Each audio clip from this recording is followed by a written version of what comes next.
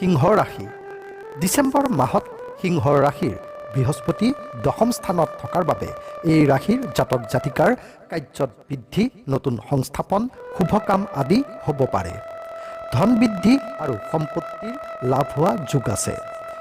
শত্ৰুৰ লগত বুজাবুজি হ'ব পাৰে। ৰাহু অষ্টমত থকাৰ বাবে দুৰ্ঘটনা হ'ব পাৰে।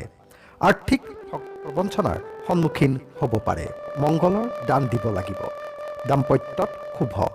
15 ডিচেম্বৰলৈকে অশুভ যোগ আছে। তাৰপিছত 16 তাৰিখৰ পৰা 31 তাৰিখলৈ শুভ দেখা যায়। 20ৰ পৰা 25 ডিচেম্বৰলৈকে অতি শুভ।